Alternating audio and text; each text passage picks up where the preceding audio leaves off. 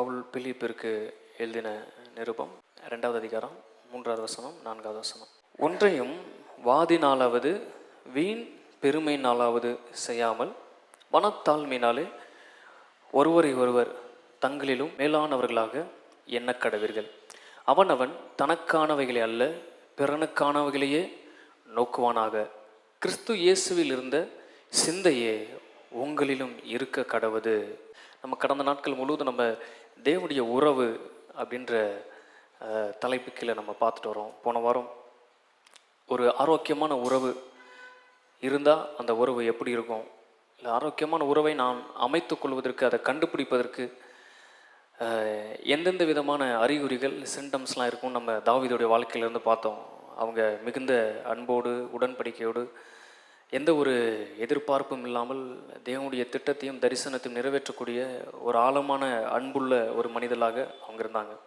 இந்த வாரத்தில் இந்த பிலிப்பின் புஸ்தகம் 2வது அதிகாரம் 3வது வசனம் 4வது வசனம் 5வது வசனம் நமக்கு சொல்லிக் கொடுக்கக்கூடிய ஒரு மிகப்பெரிய சத்தியம் என்ன அப்படின்னா, நாம் நமக்காக மாத்திரமல்ல மற்றவர்களுக்காகவும் சேர்ந்து வாழ வேண்டும் என்பதற்கு தான் தேவனுடைய மிகப்பெரிய பிரதானமான நோக்கமாக இருக்கிறது. இதனால் நம்ம அதர் சென்டர் லவ், அதாவது பிறரை மையமாக வைக்கிற ஒரு அன்பு, பிறரை நம்ம வாழ்க்கையில் மையமாக வச்சு நம்ம வாழ்ந்திருக்கவே மாட்டோம். உலகம் நமக்கு அதை தான் சொல்லுது. பிறரை குறித்து சொல்லும் போது என்ன சொல்லுது, பிறரை நேசிக்கும் போது என்ன சொல்லுது, பிறருக்கு ஏதாச்சும் கொடுக்கும்போது என்ன சொல்லுது, பிறருக்கு நேரத்தையும் காலத்தையும் டைமையும் நம்ம செலவு பண்ணுறோம் அப்படின்னா அவங்கள்ட்டிருந்து நம்ம என்ன எதிர்பார்க்குறோம், எனக்கு ஏதாச்சும் கிடைக்குமா, நம்மளுக்கு என்ன நடக்கும், வருங்காலத்தில் நம்ம செய்கிற நன்மை, அதுக்கப்புறம் ஏதாச்சும் கர்த்தர் ஏதாச்சும் செய்வார், இல்லை மற்ற மனிதர்களுக்கு இப்போ நன்மை செஞ்சால் அதுக்கப்புறம் நன்மை கிடைக்கும் அப்படின்னு சொல்லி தான் மனிதர்கள் பெரும்பாலும் அதர் சென்டர் லவ்வை ஆப்ரேட் பண்ணுறாங்க. மற்றவர்களை மையமாக அவங்க வாழ்க்கையில் சில நன்மைகள் செஞ்சாலும் எந்த காரியமாக இருந்தாலும் அவங்க எதிர்பார்க்குறது என்னென்னா, எனக்கு ஏதாலும் ஒரு சுயநலம். ஒரு டெத்துலேயே நீங்கள் பார்த்தீங்கன்னா என்னன்னு சொல்லி தான் அழுவாங்க, என்னை விட்டுட்டு போயிட்டியே, இப்போ இதெல்லாம் யார் செய்யுது, இந்த பிள்ளைங்களை எப்படி நான் காப்பாற்றுறது, எனக்கு எதுவுமே தெரியாது, என்னை விட்டுட்டு போயிட்டியே. ஒரு துக்கமான ஒரு விஷயந்தான். ஆனால் அதில் ஒரு சுயநலம் இருக்குது. என்ன அப்படின்னா, நான் தனியாக இருக்கேன். ஆனால் இறந்து போன மனுஷனை குறித்து நம்ம நினைப்போமா அழுகுவோமான்னு கேட்டால் இல்லை. சுற்றி இருக்கிற சூழ்நிலைகளை நினச்சி தான் நம்ம அழுகுபடி பழக்குவிக்கப்பட்டு விட்டோம் முழுவதுமாக. இறந்தவருக்கு தேவன் எவ்வளோ ஜீவனை கொடுத்தாரு, எவ்வளோ நாள் ஆயுசு நாளை கொடுத்தாரு, எவ்வளவு கிருபையை கொடுத்தாரு, இந்த பூமியில் அவர் வாழ்ந்து நம்மளை பாதுகாக்கிற அளவுக்கு கிருபையை கொடுத்தாரு. அதெல்லாம் நம்மளுக்கு மைண்டுக்கு வராது. என் கூட இப்போ அவர் இல்லை, எனக்கு இப்போ ஒரு பலன் குறைஞ்சிருச்சு, என்னை விட்டுட்டு அவர் போயிட்டாரு, இப்படி தான் நம்ம நினைப்போம். இதுதான் உலகம் நம்மளுக்கு சொல்லிக் கொடுக்குறது. ஒரு மனுஷனை நேசிக்கும் போதும் உலகம் என்ன சொல்லுதுன்னா, அவன்கிட்ட ஏதாவது கிடைக்கும், அதனால் என்ன பண்ணு, நேசி. எதுவும் கிடைக்கலன்னா அதிகபட்சமான நேசத்தை அவன்கிட்ட கொடுக்காத, ரிஸ்க் எடுத்துக்காத அப்படின்னு சொல்லுது. இது உலகத்தினுடைய மனப்பான்மை. ஆனால் கிறிஸ்தவ மனப்பான்மை அப்படிப்பட்டது கிடையாது. கிறிஸ்தவ மனப்பான்மை என்பது நான் என்ன மற்றவர்களுக்கு கொடுக்க முடியும் என்னால், அதுதான் கிறிஸ்தவ மனப்பான்மை. எனக்காக மாத்திரம் நான் வாழ்ந்துக்கிற வாழ்க்கை இயேசு காமிக்கல. என்னுடைய வாழ்க்கையில் இருக்கிற மொத்த பெஸ்ட்டையும் எடுத்து மற்றவர்களுக்கு கொடுக்கும்படியாக ஒரு அன்பை தான் சிலுவையில் அவர் காமிச்சார். என் வாழ்க்கையில் இருக்க மொத்த பெஸ்ட்டையும், அவர் வாழ்க்கையில் மொத்த பெஸ்ட்டையும் எடுத்து பாவியாக நமக்கு கொடுத்தாரு. ரோமர் 5 நீங்கள் வாசித்து பார்த்தீங்கன்னா, பாவியாகிய நமக்கு, தேவனுடைய ஜீவனுக்கு விரோதமானவர்களாக நமக்கு, அக்கிரமக்காரரைய நமக்கு கிறிஸ்து நமக்காக சிலுவையில் சிந்தின ரத்தம் அப்படின்னு எழுதப்பட்டிருக்கு. அப்போ கிறிஸ்தவ அன்பு, கிறிஸ்தவனுடைய ஒரு உறவு, மூணாவது நபர்கள், தேவனை அறியாதவர்கள், நீங்கள் வேலை செய்கிற இடத்துல மற்ற மூணாவது மனிதர்களிடத்தில் நீங்கள் பார்க்கும்பொழுது எப்படி இருக்கணும்னா, அவங்களை மையமாக கொண்ட ஒரு அன்பாக இருக்க வேண்டும். அவர்களுக்காகவே நீங்கள் உங்கள் அன்பை அவர்களுக்கு கொடுக்கணும், கிறிஸ்துவின் அன்பை வழங்க வேண்டும். இதுதான் வேதத்தில் நம்மளுக்கு அறிவுறுத்தப்படுகிறது. அதை தான் வசனம் சொல்லுது, நான் உங்களில் அன்பாக இருப்பது போல நீங்களும் பிறரிடத்தில் ஒருவரில் ஒருவர் அன்பாக இருங்கள். எப்படிப்பட்ட அன்பு? எதையாச்சும் கிடைக்கும் அப்படின்ற அன்பு இல்லை.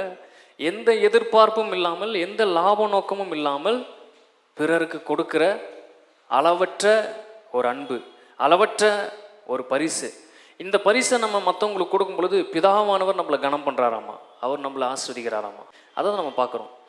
அப்போது அதர் சென்டர் லவ், பிறரை மையமாக கொண்ட அன்பு தான் திரித்துவ குடும்பத்தினுடைய கலாச்சாரத்தினுடைய அன்பு. அவங்க கல்ச்சர் அப்படி தான் இருக்குது, அவங்களுடைய கலாச்சாரம் அப்படி தான் இருக்குது. அவங்களுடைய கலாச்சாரத்தில் நீங்கள் உள்ளே போய் பார்த்தீங்கன்னா, பிதா வந்து என்னைக்கும் எல்லாரும் என்னையும் ஆராதனை செய்யுங்க, இயேசுவே நீ எனக்கு கீழே தான் இருக்கிற, பூமிக்கு போயிட்டு வந்திருக்க, அதனால் எனக்கு கீழே தான் நீ அப்படின்னு ஒரு நாளும் சொன்னதில்லை. அவங்களுடைய பிறரை மையமாக கொண்ட அன்பு அவங்கள எப்படி ஒர்க் பண்ணுறாங்க அப்படின்னா, நீங்கள் பார்த்தீங்கன்னா மத்தேயு 3:17 வாசிக்க வேணாம், மத்தேயு 3:17 பிதாவானவர் குமாரனை குறித்து சொல்கிறாரு. என்ன சொல்கிறாருன்னா, இவர் என் நேசகுமாரன், இவரில் நான் அன்பாக இருக்கிறேன். இந்த உலகத்தில் பிதாவை குறித்து போதுமான அறிவு யாருக்குமே கிடையாது, போதுமான ஞானம் யாருக்கும் இல்லை. ஏன்னா வசனம் சொல்லுது, குமாரனே அன்றி வேறு ஒருவனும் பிதாவை காண்பிக்கவோ வெளிப்படுத்தவோ முடியாது. அப்போ பிதாவை குறித்து அறிவோ சிந்தனையோ உறவோ யாருக்கு இல்லைன்னா எந்த ஜனங்களுக்குமே இல்லை. ஆனால் அந்த பிதா இங்கே வந்து என்ன சொல்கிறாருன்னா, இயேசுடைய அந்த உறவை தூக்கி காமிக்கிறாரு. பிதா என்ன செஞ்சுருக்கலான்னா, பாரு என்னை பற்றி சொல்கிறதுக்கு தான் இயேசு வந்திருக்கிறாரு, அதனால் கவனமாக என்னை பற்றி படித்து தெரிஞ்சுக்கங்க அப்படின்னு சொல்லியிருக்கலாம். ஆனால் பிதா வந்து அங்கே சொல்ல, இவர் என் நேசகுமாரன், இவரில் நான் பிரியமாக இருக்கிறேன், இவருக்கு செவி கொடுங்கள். இவர் சொல்கிறத நீங்கள் கேளுங்க, இவர் என்ன பண்ணுறாரோ அதுக்கு செவி கொடுங்க. அவரை அல்லாமல் ஒருவனை என்கிட்ட வரமாட்டான். அந்த அளவுக்கு பிதாவானவர் இயேசு மீது தன்னுடைய முழு அன்பையும் பொறுப்பையும் அப்படி கொடுத்து அப்படி லிஃப்ட் பண்ணி தூக்குறாரு. இயேசுவை நீங்கள் பார்த்தீங்கன்னா யோவான் 17:4, பூமியிலே நான் உம்மை மகிமைப்படுத்தினேன், நான் செய்யும்படி நீர் எனக்கு நியமித்த கிரியைகளை செய்து முடித்தேன். பிதாவே, உலகம் உண்டாகிறதுக்கு முன்னே உம்மிடத்தில் எனக்கு உண்டாயிருந்த மகிமையினாலே இப்பொழுது நீர் என்னை உம்மிடத்தில் மகிமைப்படுத்தும். இந்த இடத்துல அவர் யூஸ் பண்ணுற வார்த்தையை பார்த்தீங்கன்னா, நீர் எனக்கு செய்த வைத்திருந்த எனக்கு நியமித்திருந்த எல்லாவற்றையும் நான் என்ன பண்ணேன், செய்து முடித்தேன். உம்மை நான் மகிமைப்படுத்துகிறேன், உம்மை நான் கனப்படுத்துகிறேன். எல்லா கனத்தையும் அவர் அப்படியே பிதாவுக்கு கொடுக்குறாரு. திரித்துவ குடும்பத்தினுடைய உறவை பார்த்தீங்கன்னா, தனக்குன்னு அவங்க எதுவுமே வச்சுக்காம அப்படியே அதர் சென்டராக கொடுக்குறாங்க. பிதா இயேசு கொடுக்குறாரு, இயேசு பிதா கொடுக்குறாரு. இன்னொரு வசனம் மத்தேயு 12:31-32 நீங்கள் பார்த்தீங்கன்னா, அங்கே என்ன சொல்கிறாருன்னா, எனக்கு விரோதமாக நீ என்ன வேணால் பண்ணிக்க, என்னை நீ சிலுவையில் அறைய போகிற, என்னை வந்து நீ காரி துப்ப போகிற, என்னுடைய சரீரத்தில் இருக்கிற எல்லா இடங்களும் அடி வாங்க போகிறேன், என்னுடைய ஆடைகள்லாம் கழட்ட போகிறீங்க, அதனால் என்னை குறித்து நீ என்ன வேணாலும் தூசணம் பேசிக்க, பிதாவை குறித்து என்ன வேணால் நீ பேசிக்க, ஆனால் பரிசுத்த ஆவியானவரை குறித்து தூசணம் சொல்லுகிறவர்களுக்கு இன்மையிலும் மறுமையிலும் அந்த பாவம் என்ன பண்ணாது, மன்னிக்கப்படாது. எவனாகிலும் மனுஷகுமாரனுக்கு விரோதமாக வார்த்தையை சொன்னால் அது அவனுக்கு மன்னிக்கப்படும், எவனாகிலும் பரிசுத்த ஆவிக்கு விரோதமாய் பேசினால் அது இன்மையிலும் மறுமையிலும் அவனுக்கு மன்னிக்கப்படாது. நம்ம ஸ்லாங்கில் சொல்லணும்னா காண்டாயிருவேன் நான் அப்படின்ற மாதிரி சொல்கிறாரு. என்னை பற்றி என்ன வேணால் பேசிக்க, அவரை பற்றி பேசின எனக்கு மன்னிக்கிற உரிமை எனக்கு இருக்குது. பூமியிலே மனுஷகுமாரர்களுக்கு பாவங்களை மன்னிக்க அதிகாரம் இல்லை என்று நினைக்கிறீர்களா அப்படின்னு கேட்டவர் இவருக்கு எல்லா உரிமையும் இருக்குது, எல்லா அதிகாரமும் இருக்குது. ஏன் பிதாவானவர் மன்னிப்பை மனிதர்களுக்கும் கொடுத்துருக்காரு, மன்னிங்க எல்லாத்தையும் அப்படின்னு. ஆனால் இயேசு சொல்கிறாரு, நீ பரிசுத்த ஆவியினருக்கு விரோதமாக, அவர் துக்கப்படுறதுக்கு விரோதமாக, அவர் மனசு ஒரு மாதிரி ஆகிறதுக்கு விரோதமாக நீ ஏதாவது பேசுன அப்படின்னா பூமியிலையும் மன்னிக்க மாட்டோம், மேலே வந்து கதறினாலும் உன்னை விட மாட்டோம், அங்கேயும் மன்னிக்க மாட்டோன்றார். எந்த அளவுக்கு அதர் சென்டர்டாக இருக்காங்க பாருங்கள். உங்கள் வீட்டில் கணவன் மனைவி எடுத்துக்கோங்க. ஒரு கணவன் மனைவியை எப்படி நேசிக்கணும், மனைவி கணவனை எப்படி நேசிக்கணும், 2 பேர் சேர்ந்து பிள்ளைங்களை எப்படி நேசிக்கணும், பிள்ளைங்க 2 பேர் சேர்ந்து தகப்பனையும் தாயும் எப்படி கனம் பண்ணணும் அப்படின்றத திரித்துவ குடும்பம் இதுலேருந்து கற்றுக் கொடுக்குது. அப்புறம் திரித்துவ குடும்பம் முழுவதுமே அதர் சென்டர் தான் ஒர்க் பண்ணிருக்கிறாங்க. இவங்க ஒருவர் அன்பு கூறுறாங்க, 3 பேர் சேர்ந்து மனிதர்களிடத்தில் அன்பு கூறுறாங்க. அதனால தான் இவங்களால என்ன சொல்ல முடியுதுன்னா, நாங்கள் உங்களிடத்தில் அன்பு கூறுவது போல நீங்கள் ஒருவரிடத்தில் ஒருவர் அன்பு கூறுங்கள் அப்படின்றார். அப்படி அன்பு கூறும் பொழுது என்ன நடக்குதாமா, அந்த திரித்துவ குடும்பத்தினுடைய கலாச்சாரத்தை நீங்கள் உள்ளான மனிதனில் அனுபவிப்பீர்கள். அந்த ரியல் எசன்ஸை, அந்த நித்திய ஜீவனை நீங்கள் அனுபவிப்பீர்கள் அப்படின்னு எழுதப்பட்டிருக்கு. யோவான் எழுதின சுவிசேஷம் 17வது அதிகாரம் 22வது வசனம் அங்கே எழுதப்பட்டிருக்கு. ஒருவர் அன்பு கூறுவதற்கு இயேசு நமக்கு என்ன வச்சுட்டு போயிருக்காரு, அது சாத்தியமான காரியமா? ஏன்னா நம்மளை நாமே அன்பு கூறுறது ரொம்ப கடினமாக இருக்குது. நாம் அன்பு கூறும்படி நமக்காக கொடுக்கப்பட்ட குடும்பங்களையும் உறவுகளையும் அன்பு கூறுறதே கடினமாக இருக்குது. இதில் எங்கே ஒருவர் அன்பு கூறுது அப்படின்னு கேட்டால் இயேசு சொல்கிறாரு, நாம் ஒன்றாக இருக்கிறது போல. நாம் எப்படி ஒன்றாக இருக்கிறோம்? பிதா இயேசுவை உயர்த்துகிறார், இயேசு பிதாவை உயர்த்துகிறார், பரிசுத்த ஆவியானவர் உயர்த்துறாங்க, பரிசுத்த ஆவியானவர் இயேசுவை கனம் பண்ணுகிறார். பரிசுத்த ஆவியானவர் குறித்து சொல்லப்படுது யோவான் 16:13-14 16வது அதிகாரத்தில். இயேசுக்குள்ளிருந்து சகல சத்தியங்களையும் எடுத்து இயேசுவை மகிமைப்படுத்துவாராம் பரிசுத்த ஆவியானவர்.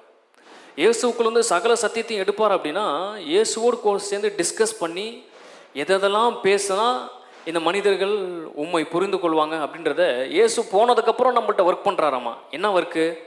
இயேசுவை பற்றி புரிய வச்சு இயேசுடைய அன்பை நம்மளுக்கு காண்பித்து அப்படி இயேசுடைய மகிமையை நாம் சுமந்து செல்கிற ஒரு பாத்திரமாக பரிசுத்த ஆவியானவர் செய்கிறார். அதனால் இங்கே சொல்லப்படுகிறது, நாம் இப்படி ஒன்றாக இருக்கிறது போல, பிதா குமாரன் பரிசுத்த ஆவியானவர் மூவரும் ஒன்றாக இருப்பது போல அவர்களும் ஒன்றாக இருக்கும்படி நீர் எனக்கு கொடுத்த மகிமையை நான் அவர்களுக்கு கொடுத்துட்டேன் அப்படின்றார். உங்கள் குடும்பங்களில், உங்களை சுற்றி இருக்கிற சமுதாயத்தில், நீங்கள் வேலை செய்கிற இடத்துல இப்படிப்பட்ட மகிமையை, இப்படிப்பட்ட பரலோக கலாச்சாரத்தை நீங்கள் மற்றவர்களுக்கு காண்பிப்பதற்கான குளோரியை, மகிமையை கர்த்தர் ஆல்ரெடி உங்கள்கிட்ட ஷேர் பண்ணிட்டேன் அப்படின்றார். உறவில் நீங்கள் பலப்படுவதற்கென்று கொடுக்கப்பட்ட தனித்துவமான மகிமை தான் இந்த யோவான் 17:22. இந்த மகிமையை நான் அவர்களுக்கு கொடுத்தேன். எப்படிப்பட்ட மகிமை? ஒருமைப்பாட்டில் அவர்கள் தேறினவர்களாக இருக்கும்படிக்கு நீர் என்னை அனுப்பினதையும் நீர் என்னில் அன்பாக இருக்கிறது போல அவர்களிலும் அன்பாக இருக்கிறதையும் உலகம் அறியும்படிக்கு நான் அவர்களிலும் நீர் என்னிலும் இருக்கும்படி வேண்டிக் கொள்கிறேன். அப்போது இந்த அதர் சென்டர் ஒருவர் நாம் பார்க்கக்கூடிய அந்த பார்வையை மாற்றிக்கொள்ளக்கூடிய மகிமையை இங்கே இயேசு நம்மளுக்கு தரேன் அப்படின்னு சொல்கிறார். இயேசுவை குறித்து நம்ம பார்க்கும்போது வேதத்தில் 100% அவருடைய வாழ்க்கை முழுவதுமே அதர் சென்டராக தான் இருந்துச்சு. இயேசு சொந்த வேலையாக எங்காச்சும் போனாரா? இயேசு சொந்த குடும்பத்துக்காக ஏதாச்சும் பண்ணாரா? நம்ம எதையுமே பார்க்க முடியாது. 100% மற்றவர்களுக்காக ஒர்க் பண்ண ஒரு நபர் யாருன்னா இயேசு. பவுலுடைய ரட்சிப்புக்கு அப்புறம் அவர் 100% மற்றவர்களுடைய பிரயாசத்திற்காக, ரட்சிப்புக்காகவே அவர் போராடுறார். அதர் சென்டராக இருக்கிறாங்க.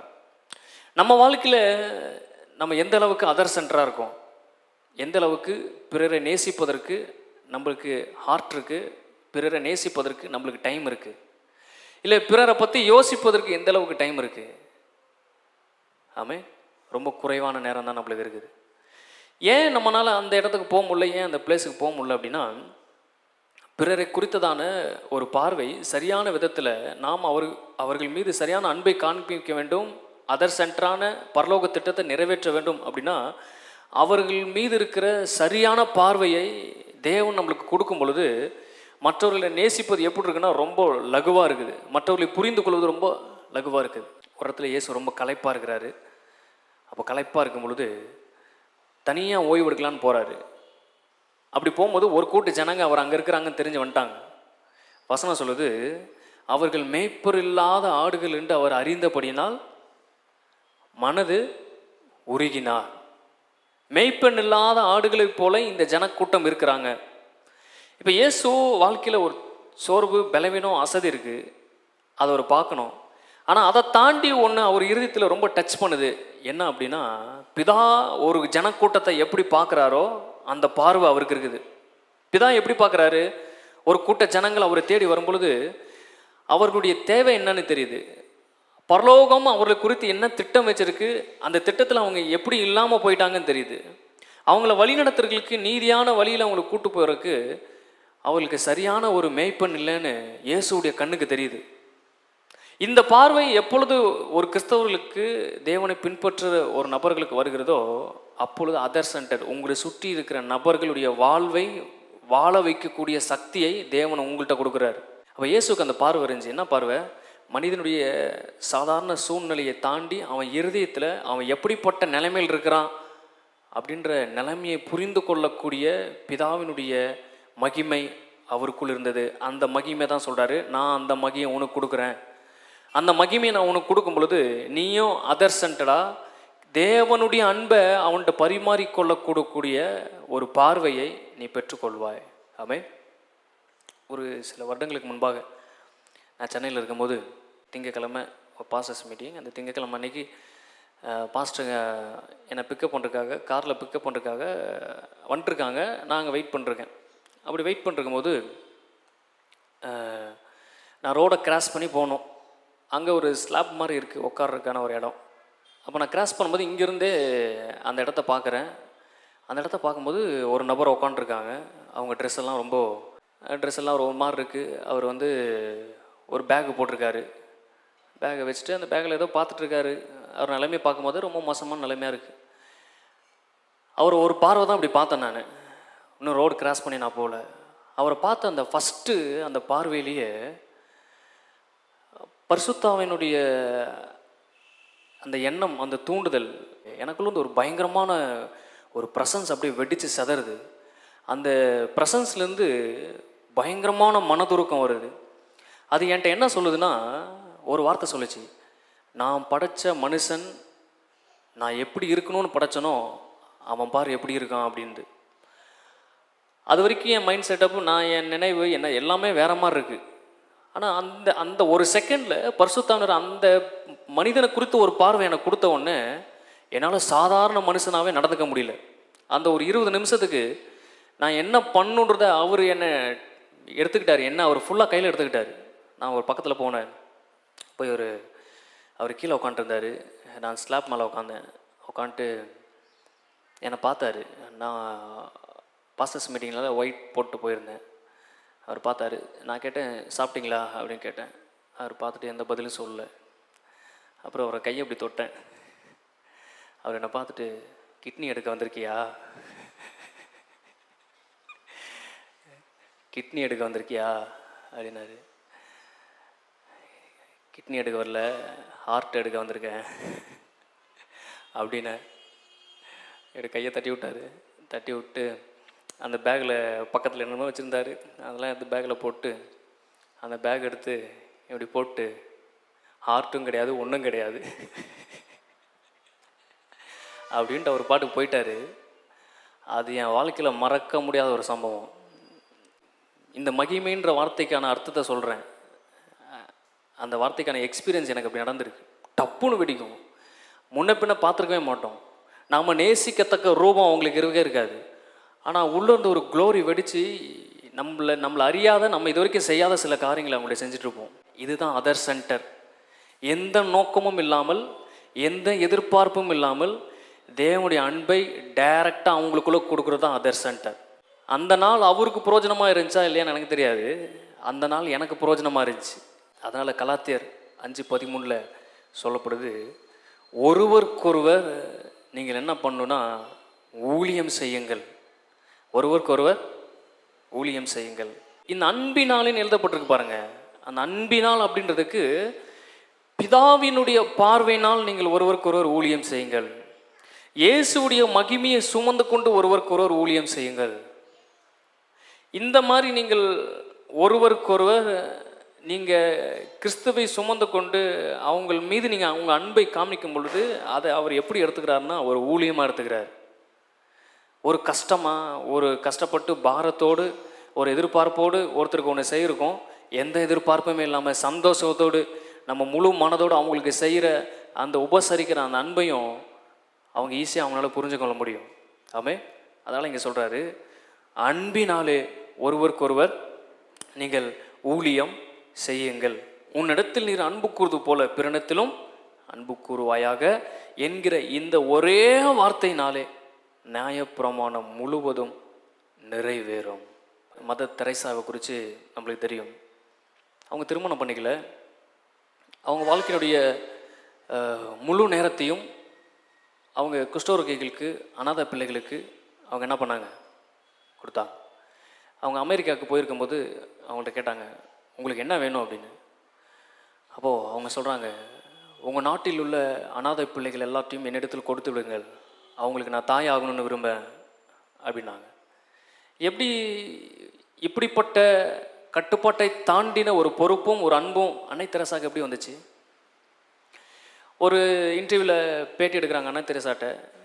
எனக்கு வந்து 3,00,000 பில்லியன் கொடுத்தாலும் நான் ஒரு குஷ்டரோகியை தொட்டு என் கையால் அவன் குஷ்டரோகத்தை தொட்டு க்ளீன் பண்ணி அவனுக்கு மருந்து வச்சு நான் பண்ண மாட்டேன் அப்படின்னு சொல்லிட்டு, நீங்கள் என்ன பண்ணுவீங்க? 3 பில்லியன் கொடுத்தா காசுக்காக இதை செஞ்சிருவீங்களா அப்படின்னு அன்னை தெரசாட்ட கேட்கும்போது அவங்க சொன்னாங்க, செய்ய மாட்டேன். 3 பில்லியன் கொடுத்தாலும் ஒரு குஷ்டரோகியை தொட்டு நான் சுகமாக்க மாட்டேன். நான் குஷ்டரோகியை தொட்டு அவன் காயத்தை கழுவி அந்த ரத்தத்தை எடுத்து அந்த சீலை எடுத்து க்ளீன் பண்ணுறது எல்லாமே எதற்காக அப்படின்னா, கிறிஸ்துவின் அன்பு எனக்குள்ள கரை புரண்டு ஓடுகிறது. அந்த கிறிஸ்துவின் அன்பு எனக்குள்ளேருந்து ஓடும் பொழுது அது என்கிட்ட என்ன சொல்லுதுன்னா, மற்றவர்களை நேசிக்காமல், மற்றவருடைய காயத்தை ஆற்றாமல், மற்றவர்களை தேவன் எதற்காக படைத்தாரோ அந்த படைப்பை தாண்டி அவங்க போகும் பொழுது அவங்களுக்காக பரிதபிக்காமல் என்னால் இருக்க முடியாது. நான் செய்கிற இந்த சேவைக்கு நீ பணம் கொடுக்குற அப்படின்னா அந்த சேவையை என்னால் செய்ய முடியாது. ஏன்னா நான் பணத்துக்காக அந்த சேவையை செய்யலை. பிதாவினுடைய தேவனுடைய ஆழமான உறவு உணர்ந்தவளாய் நான் இந்த பணியை செய்கிறேன் அப்படின்னு சொல்லி அன்னை தெரசா அவங்க சொல்கிறாங்க. அப்போ அன்பினால் ஒருவருக்கொரு ஊழியம் செய்யுங்கள் அப்படின்னு சொல்லும்போது நம்ம ஒரு மிகப்பெரிய பார்வை நம்மளுக்கு இருக்கணும். என்னன்னா, எந்த எதிர்பார்ப்பும் இல்லாமல் இயேசு எனக்காக கல்வாரி சிலுவையில் அவர் மரித்திருக்கிறார். எந்த எதிர்பார்ப்பும் இல்லாமல் என்னுடைய மொத்த கடனையும் அவர் தீர்த்திருக்கிறார். என்னுடைய மொத்த பாவ கடனை என்ன பண்ணியிருக்காரு? அவர் தீர்த்திருக்கிறார். நாமும் மற்றவர்களுக்கு எந்த எதிர்பார்ப்பும் இல்லாமல், எந்த லாப நோக்கமும் இல்லாமல் அவர்களுக்கு நன்மை செய்யும்படியாக அவர் விரும்புகிறார். பாருங்கள், ஜிம் எலியட் 1956 இவர் அமெரிக்காவில் இருந்தார். இந்த ஜிம் எலியட் இவர் வந்து ஒரு மிஷினரி.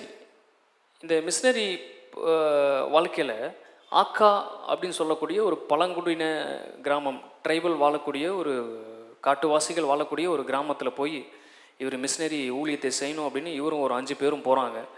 அந்த மிஷினரி ஊழியத்தில் இவர் இயேசுவை குறித்து சொல்லும் பொழுது என்ன பண்ணுறாங்கன்னா, இந்த எலியட் அவரையும் அவர் கூட வந்த அந்த 5 ஊழியர்களையும் ஈட்டியாலேயே என்ன பண்ணுறாங்கன்னா கொண்டுட்டாங்க. ஊழியமே செய்ய ஆரம்பிக்கல அவங்க.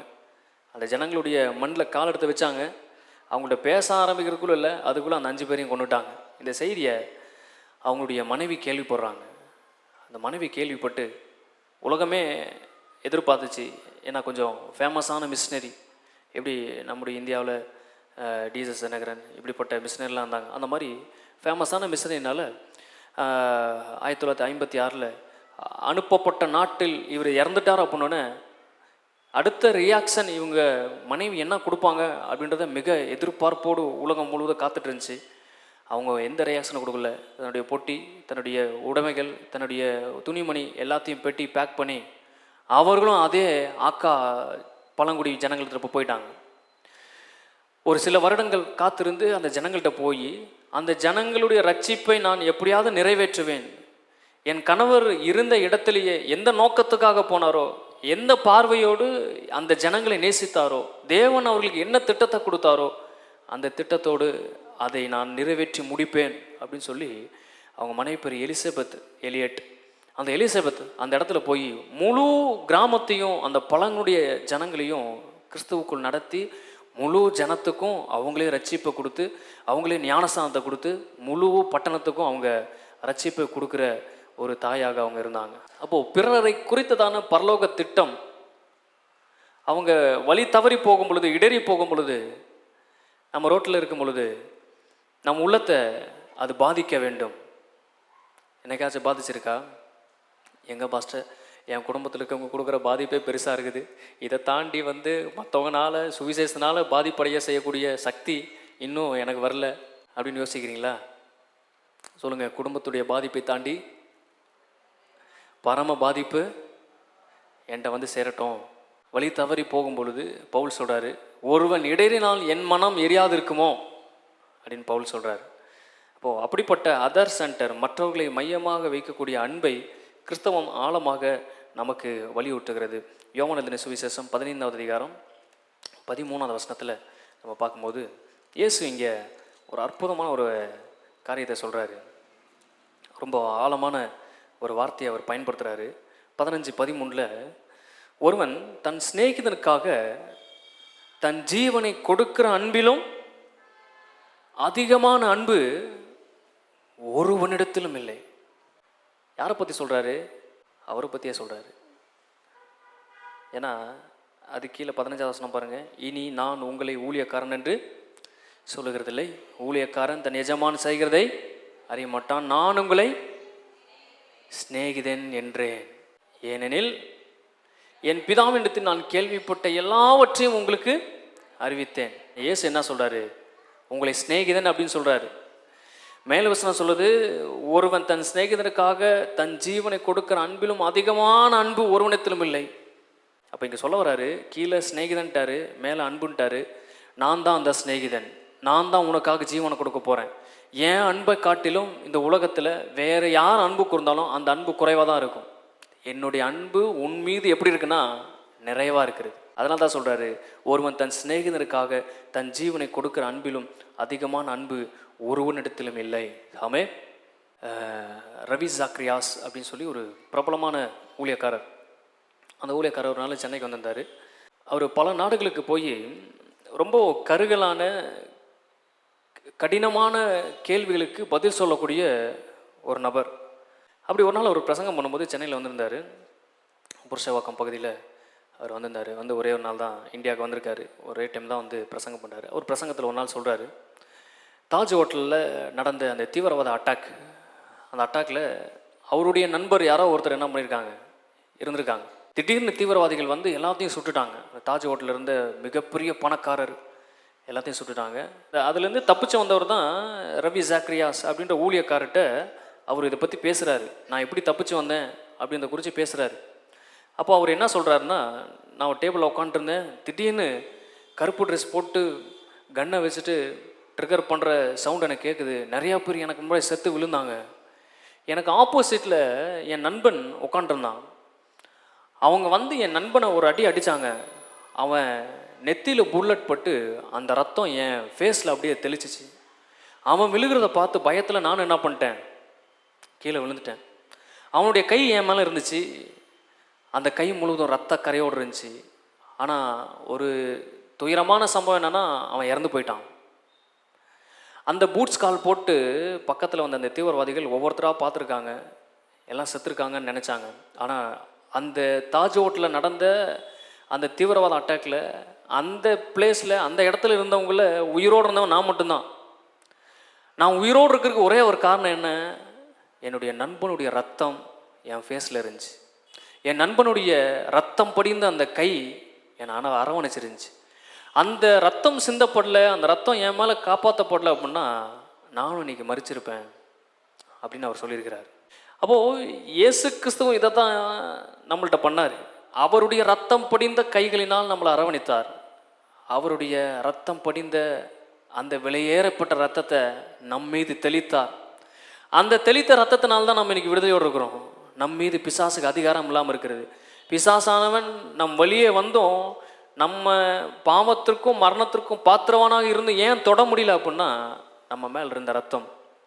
ஆமே, அந்த ரத்தத்துக்கு நான் பாத்திரவானே கிடையாது. அந்த தீவிரவாத அட்டாக்கில் நானும் செத்துருக்கணும், ஆனால் ரத்தம் என்னை காப்பாற்றினது அப்படின்னு சொல்லி ரவி ஜாக்ரியாஸ் அந்த சாட்சியை சொல்லும்போது பயங்கரமாக இருந்துச்சு. ஆமே, பாருங்கள், நம்மளும் அப்படி தான்.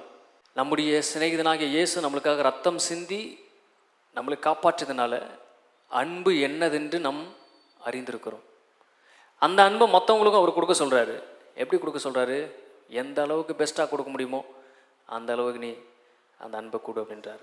லூக்கா 10வது அதிகாரத்தில் ஒரு கதை வருது பாருங்கள்.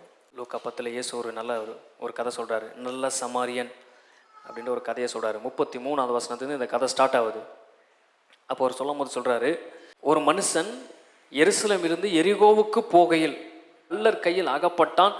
அவர்கள் அவன் வஸ்திரங்களை உரிந்து கொண்டு அவனை காயப்படுத்தி குற்றுயிராக விட்டு போனார்கள். அப்பொழுது தற்செயலாய் ஒரு ஆசாரியன் அந்த வழியே வந்து அவனை கண்டு பக்கமாய் விலகி போனான். குற்றுயிரும் கொலையுயிருமா ஒருத்தன் கிடக்கிறான், ஆக்சிடென்ட் ஆகி அவன்கிட்ட இருக்கிறது எல்லாமே பிடுங்கப்பட்டிருக்கு. திருடர்கள் வந்து அவன் அப்படி பண்ணியிருக்காங்கன்னு தெரியுது. ஆசாரியன் யார் அப்படின்னா, இந்த சமுதாயத்தில் இப்படிப்பட்ட நபர்களை காப்பாற்றக்கூடிய ஒரு நபர். இவன் பார்க்குறான், இன்னும் கொஞ்ச நேரத்தில் அவன் இறந்து போயிடுற மாதிரி இவனுக்கு தெரியுது. அதனால் பிணத்தை தொட்டால் 7 நாள் நான் தீட்டாயிருவேன் அப்படின்னு பேசாமல் விலகி போயிடுறான் பாருங்கள். ஆசாரியன் அவனுக்கு அந்த பார்வை இல்லை, அவன் விலகி போயிட்டான். அந்தபடியே ஒரு லேவியனும் அந்த இடத்துக்கு வந்தான், அவனை கண்டு பக்கமாய் விலகி போனான். 2 பேரும் தேவனுடைய சந்ததியை சார்ந்தவர்கள், தேவனுடைய நியாயப்பிரமாணத்தை கையில் வச்சிருக்கிறவங்க. லேவின்றவன் தேவ சமூகத்திலே இருக்கிறவன், ஆசாரியன்றவன் கர்த்தருடைய பணியை செய்கிறவன். 2 பேரும் அந்த குற்றுயிரும் கொலையுருமா இருக்கிற நபரை பார்த்து கண்டு நம்மளுக்கு எதுக்கு பிரச்சனைன்னு விலகி போயிட்டாங்க. ஆனால் அந்த வழியாய் ஒரு சமாரியன் பிரயாணமாய் வருகையில் அவனை கண்டு, அவன் வாழ்க்கையில் எந்த நியாயப்பிரமாணமும் இல்லை, எந்த சட்டத்திட்டமும் இல்லை. அவன் வாழ்க்கையில் அவன் கடைப்பிடிக்கிறதுலாம் என்னன்னா, மனிதனை மனிதனாய் அவன் பார்க்குறான், மற்ற மனிதனை தன்னை போலவே நேசிக்கிறான். சட்டத்திட்டங்கள் அவன் கண்களுக்கு முன்பாக இல்லை. அதனால் அந்த சமாரியன் என்ன பண்ணுறான், அந்நியன் என்ன பண்ணுறான், தேவனை அறியாதவன் என்ன பண்ணுறான், அவனை கண்டு அவன் நிலைமையை பார்க்குறான், அந்த ரத்தத்தை பார்க்குறான், காயப்பட்ட அந்த தழும்புகள்லாம் பார்க்குறான். இவன் எருசலேம்லேருந்து எரிகோ போகிறான் அப்படின்னா ஏதோ ஒரு நோக்கத்துக்காக போயிருக்கான். இவனுக்கு குடும்பம் இருக்கும், பிள்ளைகள் இருக்கும். இவனுடைய மரண செய்தி கேட்டால் இவன் குடும்பம் எப்படி ஃபீல் பண்ணுவாங்கன்றதை இவன் யோசிக்கிறான். கண்டு அப்படின்னா அதுதான் அர்த்தம். அவனுடைய ஆழமான சூழ்நிலையை புரிந்து கொள்ளக்கூடிய சக்தியை அவன் பெற்று, அவனை கண்டு அவன் மனசு என்ன ஆகுதுன்னா மனதுருகினான். மனதுருகணும் அப்படின்னா அவனை குறித்து ஆழமாக சிந்தித்தா மட்டும்தான் மனதுருக முடியும். அல்லேலூயா. பிறரை நீங்கள் நேசிப்பதற்கு தேவன் நம்மளுக்கு மகிமையை வைத்திருக்கிறார். அந்த மகிமையை நாம் அடைந்து நல்ல சமுதாயத்தையும் குடும்பத்தையும் ஏற்படுத்த வேண்டும் அப்படின்னா நீங்கள் பிறரை கண்டு கொள்ள வேண்டும். அவங்களுக்கு என்ன தேவைன்னு நீங்கள் கண்டுகொள்ள வேண்டும். உங்கள் குடும்பத்தில் பிரச்சனை போராட்டங்கள் வரும்பொழுது ஏன் வருது அப்படின்னா, அவங்களுடைய உணர்வுகளையும் அவங்களுடைய தேவையும் நம்ம கண்டுக்காதனால, உனக்கு எதுக்கு இது தேவை, உனக்கு என்ன இதுக்கு தேவை, உனக்கு என்ன இந்த நேரத்தில் இப்படி ஆகுது அப்படின்ற எமோஷனல்லாம் புரிஞ்சுக்காதனால பிரச்சனை வருது. தேவன் என்ன சொல்கிறாருன்னா, அவர்களை கண்டு கொள்ளுங்கள். ஆழமாக அவங்களுடைய தேவை என்னன்னு விசாரி, அவங்களுக்கு எந்த இடத்துல பாதிப்புன்னு விசாரி, எந்த இடத்துல காயப்பட்டிருக்கான்னு விசாரி. அப்படி நீ விசாரிக்கும் பொழுது அவனை காப்பாற்றக்கூடிய மகிமையை நான் உனக்கு தருவேன். அப்படிப்பட்ட மகிமை உன்ட்ட வரும்பொழுது உன் மனசு மெல்ட் ஆகும். 34வது வசனம், அவன் கிட்ட வந்து, ஒவ்வொரு வார்த்தையும் ரொம்ப இம்பார்ட்டன்ட் பாருங்கள். அவன் பார்க்குறான், பார்த்த உடனே மனசில் ஒரு விதமான மாற்றம் ஏற்படுது. அவன் மனசு உருகுது, மெல்ட் ஆகுது. மெல்ட் ஆன உடனே அவன் என்ன பண்ணுறான்னா, அவன்கிட்ட இருக்கிற பணத்தை செலவழிக்கிறான், கிட்ட வரான், அவனுடைய காயங்களில் எண்ணெயும் திராட்சை ரசமும் வார்க்கிறான். ரொம்ப காஸ்ட்லியானது எண்ணெயும் திராட்சை ரசமும், ஒலிவ எண்ணெய். அதை பிரயாணம் போகிற யாருக்கும் தரமாட்டாங்க, ஏன்னா விற்க கொண்டு போகிறான். அந்த காயத்தில் எண்ணெயை ஊற்றுறான், யாருன்னே தெரியல, அவன் அடிபட்டு கிடக்கிறான், காயத்தில் எண்ணெயை ஊற்றுறான், திராட்சை ரசத்தை வார்க்கிறான். வார்த்து காயங்களை கட்டி அவனை தன் சுய வாகனத்தின் மேல் ஏற்றி சத்திரத்துக்கு கொண்டு போய் அவனை பராமரித்தான். என்னங்க தேவை இருக்கு? இந்த அந்நியனை போய் பார்த்து இவனை காப்பாற்றி இவனுக்கு எண்ணெயை வார்த்து சொந்த வண்டியில் ஏற்றிட்டு போய் ஹாஸ்பிட்டலில் கொண்டு போய் போடுற அளவுக்கு இவன்கிட்ட என்ன லாபம் வரும்போது? எந்த லாபமும் இல்லை. இயேசு கதையை அப்படி தான் கொண்டு போகிறார். உனக்கு இப்படிப்பட்ட காரியங்களை நீ செய்யும்போது உனக்கு லாபம் வராத மாதிரி தான் தெரியும். ஆனால் உனக்கு லாபம் என்ன அப்படின்னா, நீ இப்படிப்பட்ட காரியத்தை செய்வதற்கு உனக்கு மனசு வருதில்ல, அந்த மனசு தான் உனக்கு லாபமே. வேற யாருக்கும் வராது, ஆனால் உனக்கு வருதில்ல. அந்த மனசு யார் வருதுன்னா பிதாவுடையது. அந்த ஹார்ட்டை உன்கிட்ட ஷேர் பண்ணியிருக்காரு. அதை விட பெரிய லாபம் உனக்கு என்ன வேணும்? ஆமே. அப்போ சொல்கிறாரு, அவனை பராமரித்தான். மறுநாளில் தான் புறப்படும் போது 2 பணத்தை எடுத்து சத்துருத்தான் கையிலே கொடுத்து, நீ இவனை விசாரித்துக்கொள், அதிகமாக ஏதாகிலும் இவனுக்கு செலவழித்தால் நான் திரும்ப வரும்பொழுது அதை உனக்கு தருவேன் என்றான். இப்படி இருக்க கள்ள கையில் அகப்பட்டவனுக்கு இந்த 3 பேரில் எவன் பிறனாயிருந்தான் உனக்கு எப்படி தோன்றுகிறது என்றார். அதற்கு அவன், அவனுக்கு இரக்கம் செய்தவனே என்றான். அப்பொழுது இயேசு அவனை நோக்கி, நீயும் போய் அந்தபடியே செய் அப்படின்றார். ஆமே. உண்மை கிறிஸ்தவன் யார் அப்படின்ற ஒரு கேள்வி மாதிரி கேட்குறாங்க. உண்மை கிறிஸ்தவன் யாரு? ஆசாரியனா, லேவியனா, இல்லை வெளியே இருக்கிற அந்நியனா? எப்படி ஆண்டவரை கண்டுபிடிக்கிறது? யாருடைய மனம் ஒருவன் காயப்படுவதும் பொழுது, புண்படும் பொழுது அவர்களுக்கு காயம் கட்டுவதற்கு இறங்குதோ அவன் தான் உண்மை கிறிஸ்தவன்றார் இயேசு. எந்த எதிர்பார்ப்பும் இல்லாமல் நன்மை செய்யும்படி உன் ஹார்ட் வருதா? நீ விற்கிறதுக்காக வச்சிருந்த எண்ணெயை அவனுக்காக செலவு பண்ணுறியா? உன் அக்கௌண்ட்லேருந்து இருந்து அவனுக்கு கொடுக்குறியா? உன்னிடத்தில் அந்த அன்பு என்னுடைய அன்பு, என்னுடைய மகிமை உன்கிட்ட கரை புரண்டு ஓடுது அப்படின்றார். அப்போ இந்த நல்ல சமாரியன் அந்த மனிதனுக்கு என்னென்னலாம் கொடுத்தான்? காயங்களை கட்டினான், தங்கும் இடத்திற்கு அழைத்து சென்றான், எல்லா செலவையும் தன்னுடைய செலவாக ஏற்றுக்கொண்டான். தேவனும் அதுபோல தான் பரலோகத்திலிருந்து இறங்கினார். நம்ம குற்றுயிரும் கொலையுறவராக இருக்கும் பொழுது, பிசாசினால் பாதிக்கப்படும் பொழுது, எபேசியர் 2 வாசிக்கிறோம், அக்கிரமணினாலும் பாவங்களினாலும் மரித்து கிடந்தோம். எது நல்லது எது கெட்டதுன்னு தெரியல, பிசாசினுடைய கையில் அடிமையாக இருந்தோம். இப்படி குற்றுயிரும் கொலையுருமாய் கிடக்கும் பொழுது நமக்காக தன்னுடைய சொந்த ரதத்திலிருந்து அவர் இறங்கினார். நம் பக்கத்தில் வந்து மனதுருகினார். அவருடைய ரத்தத்தை ஊற்றி நம்மளை காப்பாற்றினார். காப்பாற்றி சொந்த ரதத்தின் மேல் ஏற்றி அவருடைய வல்லமையும் மகிமையும் ஒற்றுமையும் நம்மளுக்கு கொடுத்து, என்ன மாதிரியே போய் உன்ன மாதிரி இருந்தவங்களுக்கு நன்மை செய்யுங்க அப்படின்னு அவர் சொல்கிறார். யோவான் 4வது அதிகாரம் 27வது வசனத்தில் இங்கு ஒரு ஸ்திரீயை குறித்து நம்மளால் பார்க்க முடியும். யோவான் 4:27 சமாரியா அப்படின்ற ஒரு பட்டணம். இந்த சமாரியா பட்டணம் யூதர்களுக்கு அருவருப்பான ஒரு பட்டணம். ஏன்னா இந்த சமாரியர்கள்லாம் யார் அப்படின்னா புறஜாதிகள். தேவனுக்கு பிரியமில்லாத ஒரு சந்ததியை உருவாக்கி அதிலிருந்து வந்த ஜனங்கள் இந்த சமாரியர்கள். அதனால் யூதர்களுக்கு இவங்களை பிடிக்கவே பிடிக்காது, இந்த சமாரியர்களை பிடிக்காது. அந்த சமாரியா அந்த நாட்டில் ஒரு பெண்ணுடைய இருதயத்தில் ஓடிக்கொண்டிருக்கிற ஒரு எண்ணத்தை இவர் பார்க்குறாரு. இயேசுக்கு தெரியுது. இயேசுக்கு எப்படி தெரியுது? இயேசு மனிதனாகவும் தேவனாகவும் இருக்கிறார். பிதாவானவர் அந்த பெண்ணை குறித்து இவருக்கு சொல்லிட்டே இருக்கிறாரு. அந்த நாட்டில் ஒரு பெண் இருக்கா, அந்த பெண்ணுடைய கதையை நான் கேட்கணும்.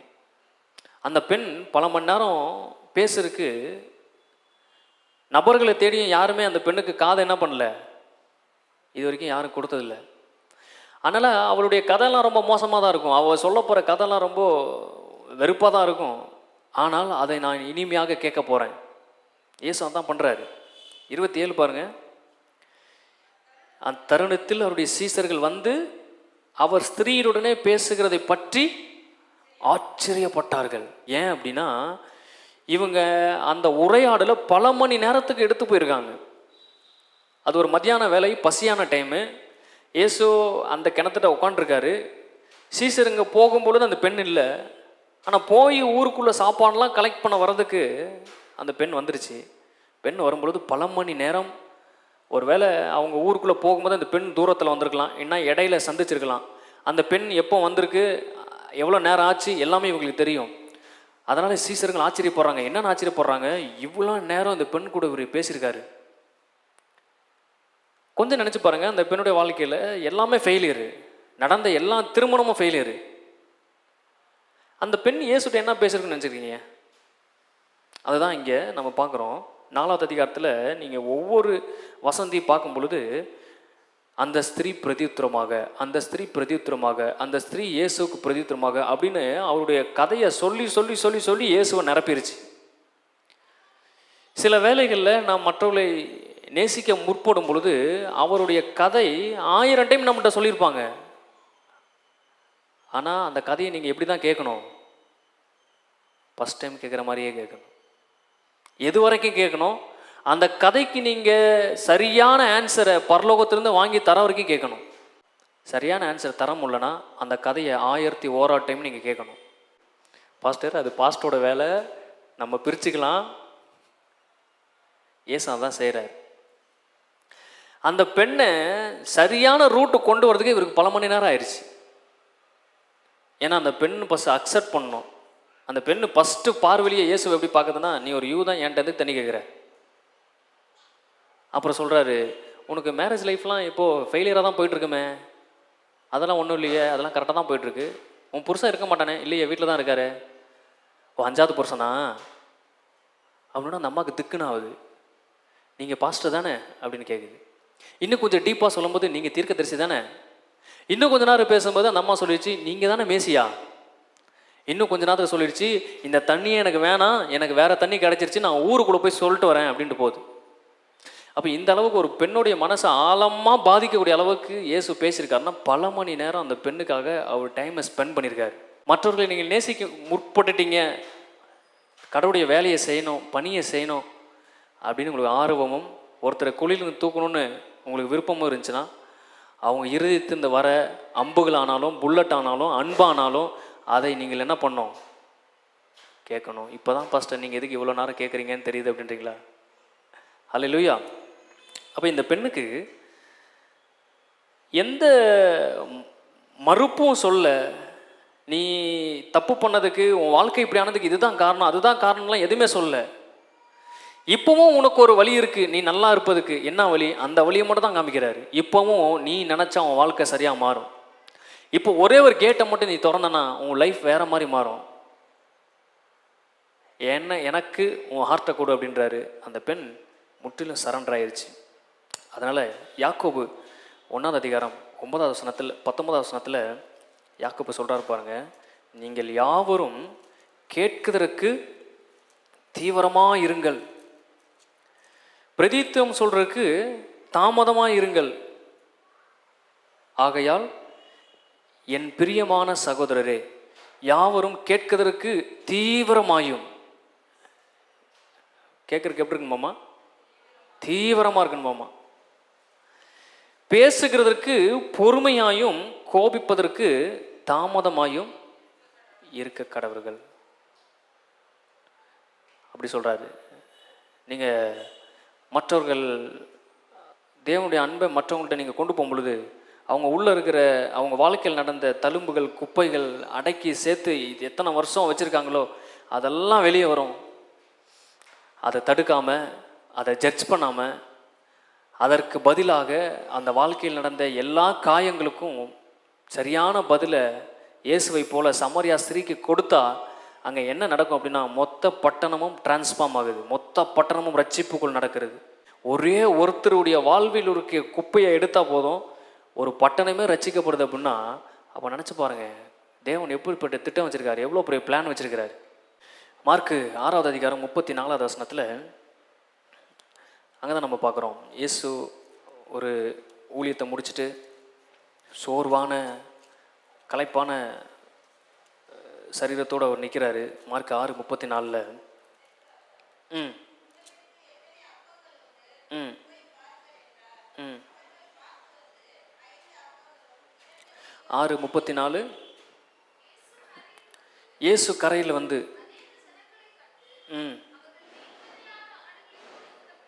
ம் ம் ம் 31 வாசிக்கலாம். அவர் அவர்களை நோக்கி, வனாந்தரமான ஓரிடத்தில் தனித்து சற்று இளைப்பாறும்படி போவோம் வாருங்கள். ஏன் இதை சொல்கிறாரு? இந்த கான்ட்ராஸ்ட்டை நம்ம புரிஞ்சுக்கணும். ஏன் தனித்து போகணுன்னு சொல்கிறாரு அப்படின்னா, இதுக்கு முன்னாடி ஒரு சம்பவம் நடக்குது. ஒரு மிகப்பெரிய மரண செய்தியை கேட்குறாரு.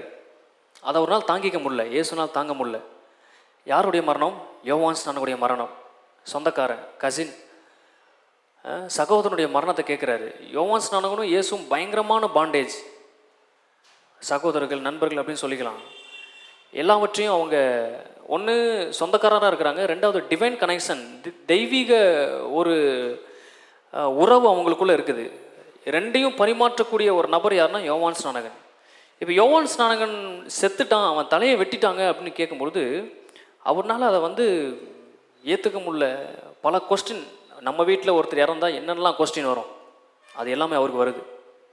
அதனால் என்ன பண்ணுறாருன்னா, இப்போ அந்த ஊழியத்தை விட்டுட்டு தனியாக ஒரு இடத்த தேடணும்னு முயற்சி பண்ணுறாரு.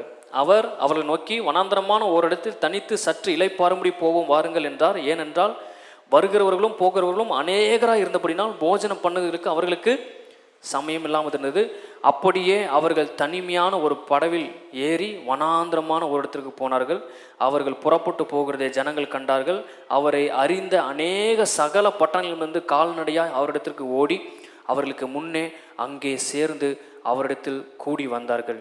இயேசு கரையில் வந்து அநேக ஜனங்களை கண்டு அவர்கள் மேய்ப்பு நல்ல ஆடுகள் போல இருக்கிறபடினால் அவர்கள் மேல் மனதுருகி அநேக காரியங்களை அவர்களுக்கு உபதேசிக்க தொடங்கினார். வெகு நேரம் சென்ற பின்பு அவரை சீசகர் அடித்து வந்து, இது வனாந்தரமான இடம், வெகு நேரம் ஆயிற்று. ஒன்று மரண செய்தி, ரெண்டாவது சாப்பிடல, மூணாவது சரீர கலைப்பு. இது மூணும் அவர் சரீரத்தை போட்டு வாட்டி வதைக்குது. இவர் ஒரு இடத்துல தனியாக போகலான்னு சொல்லி கப்பல் ஏறி அவர் போகும் பொழுது இது எல்லாத்தையும் அறிஞ்ச ஜனங்க அவர் வரதுக்கு முன்னாடி அங்கே போய் நின்றுருக்குறாங்க. இதை பார்க்கும் பொழுது அவருடைய பார்வை எப்படி இருக்குன்னா, மனதுருகி அந்த ஜனங்கள் மேய்ப்பனால் ஆடுகள் போல என்று கண்டு அவர்களுக்கு உபதேசிக்க தொடங்கினார்.